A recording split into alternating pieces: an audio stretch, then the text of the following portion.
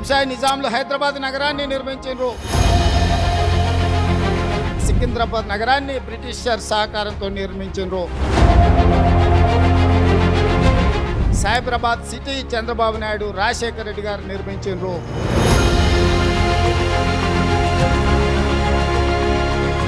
ఇప్పుడు ఈ ప్రభుత్వం మొదటి సిటీ హైదరాబాద్, రెండవ సిటీ సికింద్రాబాద్, మూడవ సిటీ సైబరాబాద్, ముచ్చెర్లలో ఎయిర్పోర్ట్కి 20 నిమిషాల డ్రైవ్లో 4th సిటీ రాబోతుంది. That is our future city.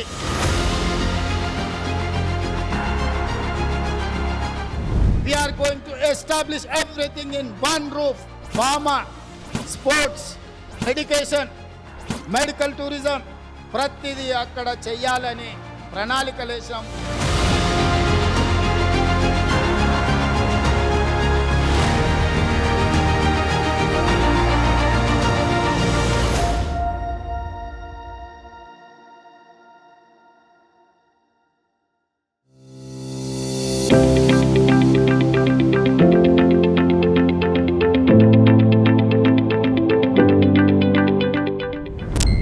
Hyderabad అంటే 3 సిటీలు ఉండేవి. ఎస్, హైదరాబాదు, సికింద్రాబాదు, తర్వాత సైబరాబాదు, ఈ 3 మనకి సిటీలు. ఇప్పుడు ఆ 3టితో పాటు 4వ సిటీ రాబోతోంది. అదే ఏఐ సిటీ.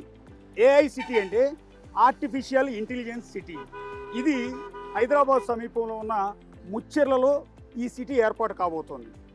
అంటే ముచ్చెర్లలోనే ఎందుకు ఏర్పాటు చేశారంటే, ఒకప్పుడు ముఖ్యమంత్రిగా చంద్రబాబు నాయుడు ఉమ్మడి రాష్ట్రంలో సైబరాబాద్ సృష్టికర్తగా ఉంటే, ఇప్పుడు ముఖ్యమంత్రి రేవంత్ రెడ్డి తెలంగాణలో ఏఐ సృష్టికర్తగా ఉన్నారు. ఎస్, నాడు చంద్రబాబు ఆలోచనలోంచి పుట్టిందే సైబరాబాద్ సిటీ అయితే, ఇవాళ రేవంత్ రెడ్డి ఆలోచనలోంచి పుట్టబోతున్నది, తయారు కాబోతున్నది ఈ ఏఐ సిటీ.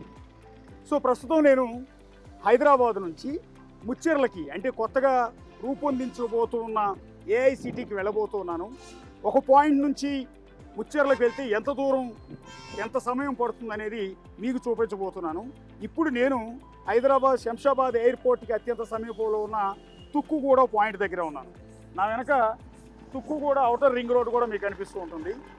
సో ఇక్కడ నుంచి నేను ముచ్చెర్లో వెళ్తూ ఉన్నాను. ఇంతకీ ముచ్చెర్లలోనే ఏఐ సిటీ ఎందుకు రూపకల్పన జరగబోతుంది?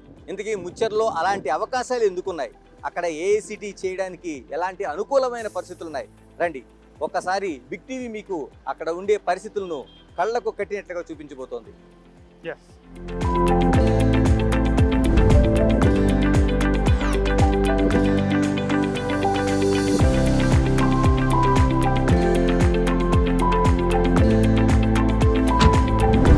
అలా బయలుదేరింది బిగ్ టీవీ టీం. అతి త్వరలో మహానగరంగా మారనున్న ముచ్చెర్ల వైపు. అసలు అక్కడ ప్రస్తుతం పరిస్థితులు ఎలా ఉన్నాయి? అక్కడి ప్రజలు ఏమనుకుంటున్నారు? మహానగరానికి కావలసిన భూములు ఇవ్వడానికి సిద్ధంగా ఉన్నారా? ఇలా ఎన్నో ప్రశ్నలు, వాటికి సమాధానాలు వెతికే ప్రయత్నమే ఈ ప్రయాణం.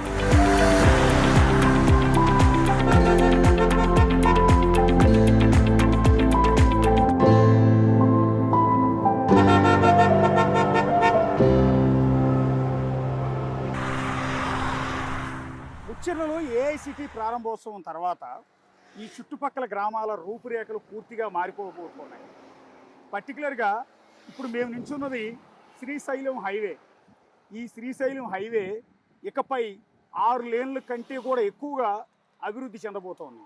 ఎస్, ఎందుకంటే ఇప్పుడు మనం చూస్తున్న ఏదైతే రూపురేఖలు ఉన్నాయో, మనం చూస్తున్నది దాదాపు 2 లేన్ల ఆ రోడ్డుగా ఉంది. ఇది దాదాపు 6 లేన్ల రోడ్డుగా, అంటే ప్రధానమైన రోడ్డుగా మనం ఏదైతే ఓఆర్ఆర్ రోడ్లు చూస్తున్నామో అటువంటి అతిపెద్ద రోడ్లు మనకి కనిపించబోతున్నాయి. అనేక గ్రామాల అభివృద్ధి మనకి స్పష్టంగా మనకి ఫ్యూచర్ కనిపిస్తోంది. ఇది శ్రీశైలం హైవే రోడ్డు. దీనికి పేర్లాలుగా అటు నాగార్జున సాగర్ హైవే ఉంటుంది. ఇంకొంచెం ముందుకెళ్తే కర్నూలు హైవే ఉంటుంది. సో ఈ 3 హైవేల మధ్యలో ఉన్న ప్రాంతం అంతా కూడా ఈ ఏఐ సిటీ వల్ల ఇప్పుడు గుర్తుపట్టలేనంత అభివృద్ధి అక్కడ జరగబోతోంది. గణేష్, అంటే ప్రధానంగా ఉండే గ్రామాల్లో అటు మీర్ఖాన్పేట కావచ్చు, లేకపోతే మైసిగండి కావచ్చు, లేకపోతే తాటిపర్తి కావచ్చు, ఇలా అనేక గ్రామాలు మీరు చెప్తున్నట్లు మిగతా గ్రామాలు ఉన్నాయి. ఆ గ్రామాలు కూడా కడతాలు ఉంది, యాచారం ఉంది, కందుకూరు ఉంది. వీటితో పాటు ఇటు నాగార్జున సాగర్ హైవే, ఇప్పుడు మనం ఉంచున్న శ్రీశైలం హైవే, ఈ రెండింటి మధ్యలో ఉన్న కొన్ని వందల గ్రామాలు ఇక పైన గ్రామాలు కావాలి, సిటీలుగా అవతరించబోతూ ఉన్నాయి. ఖచ్చితంగా. ఎందుకంటే ఒకప్పుడు సైబరాబాద్ సిటీని ముఖ్యమంత్రిగా చంద్రబాబు నాయుడు ఉమ్మడి రాష్ట్రంలో డెవలప్ చేసేటప్పుడు అవన్నీ కూడా ఒక అతిపెద్ద బండరాళ్ళుగా ఉండే ప్రాంతంలోన అక్కడ సైబర్ సిటీని ఎలా ప్లాన్ చేస్తారు, హైటెక్ సిటీ ఎలా నిర్మాణం జరుగుతుందనేది అతిపెద్ద ప్రశ్నలతో పాటు అనేక విమర్శలు వచ్చినాయి. ఇప్పుడు నిజంగానే మనం చూస్తున్న ఏఐ సిటీ కూడా అలాగే రూపుదాల్చే అవకాశం అయితే మనకి ఫ్యూచర్ కళ్ళ ముందు కనిపిస్తుంది. ఎస్,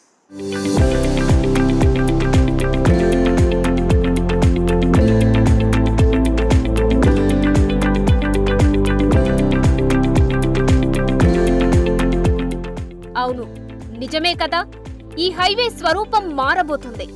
కాబోయే మహానగరానికి చేరుకోవడానికి ఎలాగైనా మంచి రోడ్లు ఉండాల్సిందే.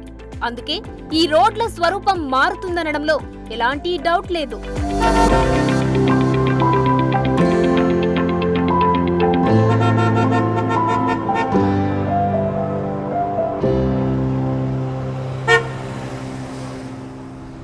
ఇప్పుడు తెలుగు రాష్ట్రాల్లో హాట్ టాపిక్ అయిన కేంద్ర బిందువు అయిన ముచ్చెర్ల గ్రామంలో మేము ఉన్నాము.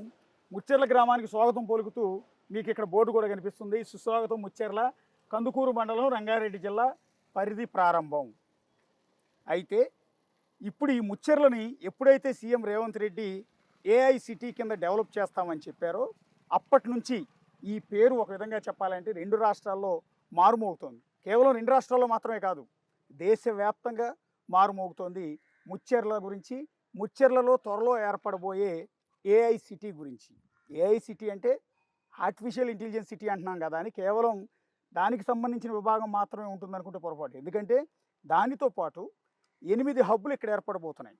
ఒకటి health hub, educational hub, AI hub, ఇట్లా మొత్తం టోటల్గా 8 హబ్లు ఇక్కడ ఏర్పాటు కాబోతూ ఉన్నాయి. గణేష్, అంటే ఏఐ సిటీగా, ఆర్టిఫిషియల్ ఇంటెలిజెన్స్ సిటీగా అది మారకపోయిండుంటే ఈ ముచ్చెర్ల బోర్డు ఏ విధంగా చెదలపట్టిపోయిందో ఆ విధంగా చెదలపట్టి తుప్పట్టిపోయిందో ఫార్మా సిటీ పేరుతో మొత్తం గ్రామం అంతా ఇదే పరిస్థితి వచ్చిండేది. ఎందుకంటే నిజంగానే ఖచ్చితంగా ఇక్కడ ఉండే గ్రామ ప్రజలందరూ, ముచ్చెర్లలో దాదాపు ఉన్న ప్రజలందరూ, దీంతో పాటు ఉన్న పరిసర గ్రామాలు, అంటే అటు 2 నియోజకవర్గాలు మనకు కనిపిస్తున్నాయి, ఇబ్రహీంపట్నం కావచ్చు లేకపోతే మహేశ్వరం కావచ్చు, మొత్తం నియోజకవర్గాల్లో ఉండే ప్రజలందరూ బిక్కుమన్నారు. ఎందుకంటే ఒక ఫార్మా సిటీ కానీ ఏర్పడితే మనకు అటు బాచుపల్లి కావచ్చు లేకపోతే మిగతా ఏరియాలు మనకి ఏవైతే ఉన్నాయో అక్కడ ఉండే భూమి నాశనం అవుతుంది, నీళ్లు నాశనం అవుతాయి, పంటలు నాశనం అవుతాయి, పిల్లలు అప్పుడు ఉండే ప్రజెంట్ ఉండే వాళ్ళ భవిష్యత్తు నాశనం అవుతుంది. కానీ ఎప్పుడైతే దీన్ని పూర్తిగా అంటే 19,000 ఎకరాలని ఏదైతే సేకరించారో అప్పుడు దాదాపు 2,000 కోట్ల రూపాయల ఖర్చుతో దీని అంతని ఫార్మాసిటీ తీసుకొస్తామన్నారో దాన్ని ఒక్కసారిగా తలకిందులు చేస్తూ రేవంత్ తీసుకున్న నిర్ణయం ఇప్పుడు జేజేలు పలికిస్తోంది.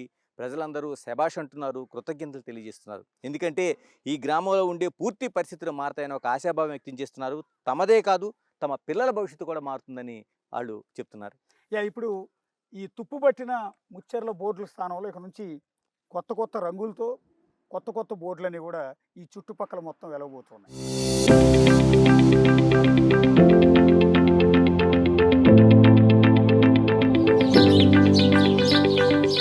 ముచ్చెర్ల మరో న్యూయార్కుగా మారబోతుంది. ఇది పక్కా అని సీఎం రేవంత్ రెడ్డి బల్లగుద్ది మరీ చెప్పారు. మరి ఆ స్టేట్మెంట్ ముచ్చెర్లలో తీసుకొచ్చిన మార్పేంటి? అక్కడి రియల్ ఎస్టేట్ పరిస్థితి ఏంటి?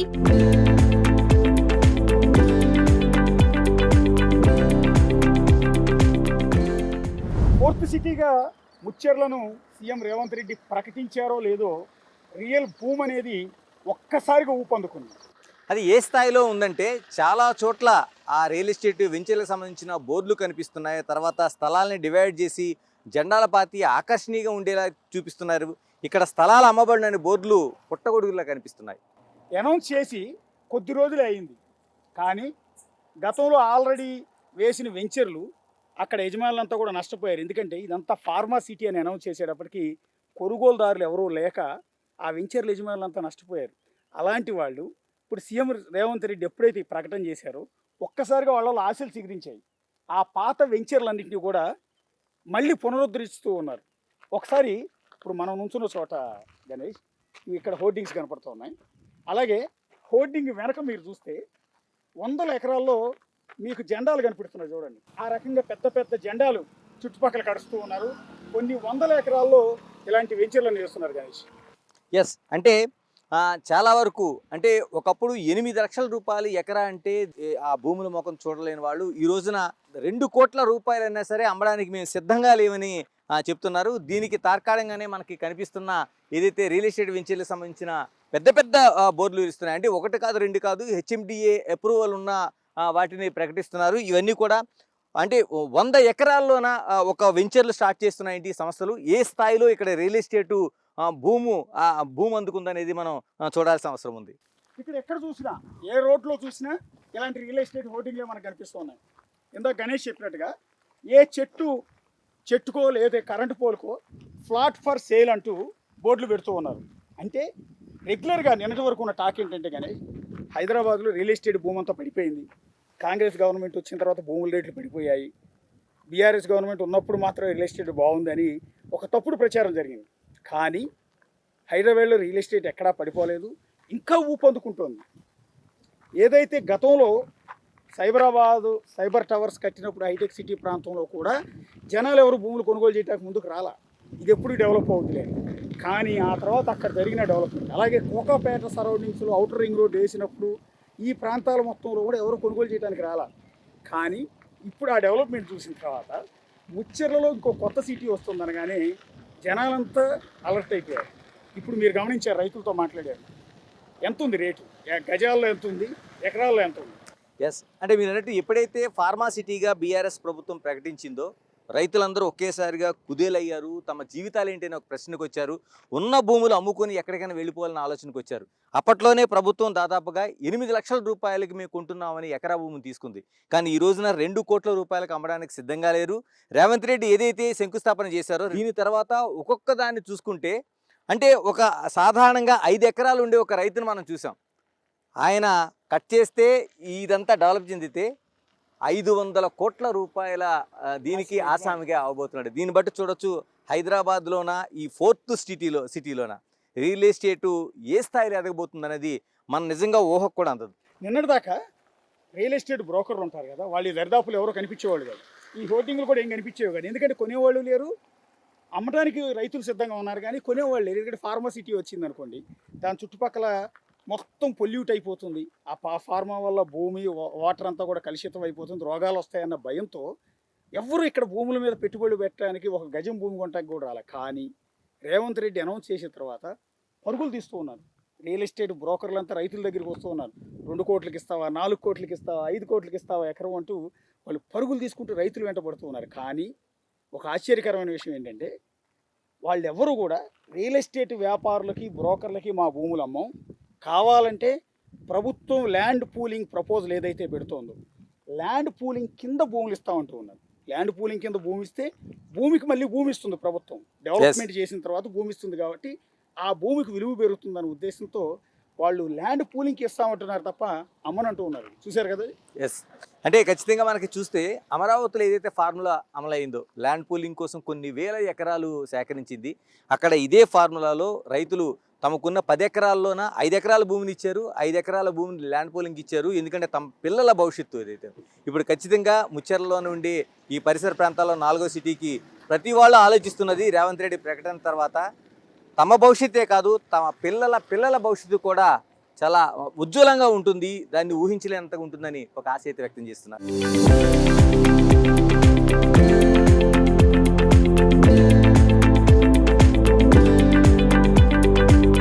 గతంలోనే ముచ్చెర్లను ఫార్మా సిటీ చేస్తానని చెప్పింది అప్పటి బీఆర్ఎస్ సర్కార్. కానీ మాటలకే పరిమితమైంది ఆ వ్యవహారం. వద్దని మొత్తుకున్నా, ఇవ్వమని చెప్పినా బలవంతంగా భూసేకరణ చేసింది అప్పటి ప్రభుత్వం. మరి వారి పరిస్థితి ఏంటి? ఈ ప్రశ్నకు సమాధానం బిగ్ టీవీ వెతికింది. ఏం తెలిసిందో మీరే చూడండి. పెద్దమ్మ పొలంలో పనిచేసుకుని ఇప్పుడే వస్తోంది, అంతే? పొలం నుంచి వస్తున్నారమ్మా? వస్తున్నా, పొలం నుంచే ఇంత కూర, పుంటి కూర, ఇంత సుక్క కూర, ఆనకాయలు తీసుకొని వస్తున్నా. ఏది ఇది అదేనా? అదే. ఏది ఒకసారి చూపించు. ఓ, చాలా కూరలు ఉన్నాయి కదా. ఇదే కూర పెద్దమ్మా? సుక్క కూర పప్పులు వేస్తారు, పప్పులు వేస్తే మంచిగా ఉంటుంది. ఇది ఇప్పుడు మీ పొలంలో ఇదే పండిస్తారా? వెనకాడిస్తాము, వరిసేను అది ఇది పండిస్తాం. ఇప్పుడు ఇది మార్కెట్లో అమ్ముతారా? మా మార్కెట్ కొంచెం వచ్చి వీళ్ళు కూడా కుప్పలు పెడతాం. మీది ఎంత పొలం ఉంది? మాది అద్దెకరనే ఉంది, అద్దెకరనే ఉంది కానీ కాపులతో ఆడ చేస్తాం. చూడండి, ఆవిడకి అరెకరం భూమి ఉంది. ఆ అరెకరం భూమిలో ఈ చుక్క కూర, ఇలాంటి ఆకుకూరలు, అలాంటి ఎలాంటి కెమికల్స్ లేకుండా ఒక ఆర్గానిక్వి పండించి వీటిని అమ్ముకుంటూ ఉన్నారు. ఈ అరెకరం కంటే ముందు ఇంకా భూములు ఉండేవా? మీరు ఇంతకుముందు ఏమైనా భూములు అమ్ముకున్నారా? ఏం అమ్ముకోలేము మేము, అమ్ముకోలేదు కానీ ఇక్కడ చెరువు ఉంటుంది జరకంతా, ఇక అక్కడ అద్దెకరం ఉంటుంది ఇక్కడనే. ఇక పటేల్ది ఉండదు, ఇక ఆడ మా ఆయన జీతం ఉంటాడు, ఇక అన్ని అదే ఇదే తీసుకొని కుప్పలు పెడతాం.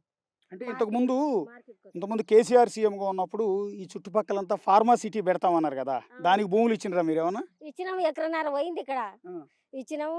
అది పైసలు మళ్ళీ తీసుకొని ఎక్కువ రేటుకి అక్కడ ఎక్కడ అమ్ముకున్నారో మీకు అది ఇస్తాం ఇది ఇస్తాం అని చెప్పి పోరాడి చేస్తా, పోరాడి పోలీసు వాళ్ళు కొట్టిర్రు, కేసులు అయినాయి. ఇద్దరం పోయినాం, మా ఇంట్లో నేను మా ఆయన ఇద్దరం పోయినాము కేసుకు. నెలల్లో 2 సార్లు 3 సార్లు మహేశ్వరం కోర్టు కాడికి పోయినాం. పోయి ఇక కేసు తెంపుకున్నాక ఇక మీకు సబ్తి కట్టలు వచ్చినాయి, మీకు అవి ఇస్తాం, ప్లాట్లు ఇస్తాము, దేరకంచి గేట్ కాడ ప్లాట్లు ఇస్తాము అని చెప్పి అవి ఇచ్చిర్రు. సబ్తి కట్టలు లేక కేసీఆర్ బొమ్మ అవి ఇచ్చిర్రు. ఇచ్చినాక ఆయన గెలవలేదంటే అవి అన్నీ ఉండేవి, మరి ఎట్లా చేస్తారో ఏమో. ఇప్పుడు మీ దగ్గర ఎకరన్నర తీసుకున్నారు కదా, దానికి డబ్బులు ఇవ్వలేదా మీకు? ఒక్క పైసనే ఇవ్వలే మాకు, ఒక్క పైస ఇవ్వలే. ఎకరన్నర భూమికి ఒక్క పైసనే ఇవ్వలేము. 200 సబ్తి కట్టలు ఉన్నాయి అట్లా. ఇప్పుడు మీరు కోర్టుల చుట్టూ తిరిగారు, కష్టపడ్డారు, అయినా కూడా మీ భూమి మీకు దక్కలే, డబ్బులు రాలే. మా మాకు దక్కలేదు, డబ్బులు రాలేదు. ఇద్దరం పెళ్ళం మొగడు ఇద్దరం కేసు తిరిగినాం. మరి ఇప్పుడు సీఎం రేవంత్ రెడ్డి అయ్యిండు కదా, కేసీఆర్ ఓడిపోయిండు, సీఎం రేవంత్ రెడ్డి సీఎం అయ్యిండు. మరి ఆయన అడుగుతారా మీరు మీ భూమి మీకు ఇప్పించమని? అన్యాయంగా గుంజుకున్నారు అంటున్నారు కదా. అవును, అడుగుతూనే ఉండము. నిన్న కూడా ఒక ఆయన ఇట్లా తీసుకొని వచ్చిండు, మా ఊర్లో కార్యకర్త ఉన్నాడు, ఇట్లనే మాట్లాడిండు, అక్కడ పోతాయి అని చెప్పిండు. ఇట్లా 200 సబ్తి కట్టలున్నాయి, కోట కట్టుకెళ్ళి అక్కడ తీసుకొని కూడా ఏమి ఇవ్వలేదు, దానికి న్యాయం చేయాలి అని అడిగిర్రు. మరి ఇప్పుడు సీఎం రేవంత్ రెడ్డి గారు దీన్ని అంతా సిటీ చేస్తున్నాం అంటున్నారు కదా, హైదరాబాద్ లాగా దీన్ని కూడా ఒక పెద్ద సిటీ చేస్తాం, ఇక ఫార్మా సిటీ రాదు, ఫార్మా సిటీ ఎత్తేస్తున్నాము, ఎత్తేసి మొత్తం డెవలప్ చేస్తాం, దీన్ని అన్న పెద్ద పెద్ద రోడ్లు వేస్తాం, పెద్ద పెద్ద బిల్డింగ్లు కడుతున్నాం అంటున్నారు. తెలిసిందే అది? అంటుండంట. అవును అంటుండంట, సిటీ చేస్తాం, ఇది అక్కడ చేసినట్టు ఇది కూడా సిటీ చేసుకొస్తా, ఇది పెద్దగా చేసుకొస్తా, ముత్యాలు రా అని అంటుండంట. మరి సంతోషమేనా మీకు అట్లా చేస్తే? సంతోషమే, ఇక అందరు లేక నేను సంతోషమే. అంటే మీకు అంతకుముందు ప్రభుత్వం మరి ఫార్మా సిటీ పేరుతో భూములు గుంజుకుంది కదా, డబ్బులు కూడా ఇవ్వలేదు కదా, మరి ఇప్పుడు రేవంత్ రెడ్డి వచ్చిండు, న్యాయం చేస్తాడని నమ్మకం ఉందా? ఉండదు, ఇక న్యాయం చేస్తాడని నమ్మకం ఉండదు. కానీ ఇక ఈ ఊళ్ళో పెద్దలు ఎట్లా చేస్తారో ఆయన ఎట్లా చేస్తాడు, పెద్దల తరం కూడా ఉంటుంది కొంత. మరి ఇప్పుడు ఇదంతా డెవలప్ అయితే సంతోషమేనా మీకు? సంతోషమే, ఇదంతా డెవలప్ అయితే మా పిల్లలకు చదువుకున్న వాళ్ళకి కొలువులు లేవు, ఉద్యోగాలు లేవు, ఏదన్నా కొలువులు ఉద్యోగాలు పని దొరుకుతుంది కదా. ఇప్పుడు ఆ పెద్ద ఆవిడకి మీరు అలా చూస్తున్నారు కానీ 2 ఎకరాలు ఉండేది, అందులో ఎకరన్నర ఫార్మా సిటీకి ఇచ్చారు, ఆ రోజు ఏదో డబ్బులు వస్తాయి కదా అని. తర్వాత ఇప్పుడు అది పోయి చివరికి అరెకరం మిగిలితే అరెకరంలో ఇగో ఈ చుక్కకూరలు ఆకుకూరలు పండించుకుంటూ ఉన్నారు. సో ఇప్పుడు కొత్తగా సిటీ వస్తుంది, అంటే ఫార్మా సిటీ కాకుండా రేవంత్ రెడ్డి చెప్తున్న ఏఐ సిటీ వస్తుందని కానీ వాళ్ళ కళ్ళల్లో ఆనందం కనిపిస్తూ ఉంది. ఇంకా చాలామంది గ్రామస్తులంతా కూడా సంతోషం వ్యక్తం చేస్తున్నారు ఈ చుట్టుపక్కల. మేము వచ్చినప్పుడు ఎక్స్పెక్ట్ చేసింది ఏంటంటే, లేదు మేము ఎట్టి పరిస్థితుల్లో భూములు ఇవ్వము, లేకపోతే మేము మాకు సిటీలు వద్దు పాడు వద్దు అంటారేమో అనుకున్నాం. కానీ ఆశ్చర్యంగా ఇలాంటి పెద్దవాళ్ళు కూడా అందరూ కూడా మాకు ఆ సిటీ కావాలని వాళ్ళందరూ కోరుకుంటూ ఉన్నారు. అన్న మీది ఈ ఊరేనా? ఏం చేస్తుంటారు మీరు? నేను వాచ్మెన్ డ్యూటీ చేస్తాను. ఇప్పుడు రేవంత్ రెడ్డి ప్రకటన చేసినట్టు ఇప్పుడు హైదరాబాద్ లెక్క ఇదంతా అయితే మంచిదేనా మీకు? మంచిదే. ఎందుకని మీకేంటి ఉపయోగం? మనం డెవలప్ అవుతాం. ఇప్పుడు ఇది ఫార్మసిటీ అయితేనేమో మనకు మందులు అవి అని ఈ ఊరు మొత్తం లేపేస్తారు, ఊరు మొత్తం. ఇది రేవంత్ రెడ్డి చేసిన ప్లాన్ ఏమో మనకు మంచిగా ఉంది, స్కూళ్ళు కాలేజీలు హాస్టళ్ళు అన్నీ కడుతుంది కాబట్టి మనకు మంచిగా అనిపిస్తుంది. అది చూశారు కదా, ప్రతి ఒక్కళ్ళు కూడా అదే రకమైన సంతోషాన్ని వ్యక్తం చేస్తున్నారు. ఇక్కడ కొత్తగా ఏఐ సిటీగా రేవంత్ రెడ్డి ప్రకటన చేయగానే ఆ సిటీ ఏంటో దాని అర్థం కూడా తెలియదు చాలామందికి. కానీ ఒక సంతోషం, ఈ చుట్టుపక్కల హైదరాబాద్ సైబరాబాద్ మాదిరిగా సికింద్రాబాద్ మాదిరిగా మా ఊళ్ళన్నీ మారిపోతాయి అన్న మాట తెలియగానే ఏదో జరుగుతుంది ఆశ. తమ పిల్లలకు ఉద్యోగాలు వస్తాయని, తమ భూములకు రేట్లు పెరుగుతాయని, తమ రూపురేఖలు మారిపోతాయని, తన ఆర్థిక పరిస్థితులు మారిపోతాయన్న ఒక సంతోషం. సో అలాంటి హైదరాబాదును మళ్ళీ ఇక్కడ ఊహించుకుంటూ ఉన్నారు. పెద్ద పెద్ద రోడ్లు వస్తాయని, పెద్ద పెద్ద కాలేజీలు వస్తాయి, పెద్ద పెద్ద హాస్పిటల్స్ వస్తాయి అని వాళ్ళందరూ కూడా ఆశతో ఎదురు చూస్తున్నారు ఈ ముచ్చెర్ల గ్రామంలో. For more videos like this, subscribe Big TV channel.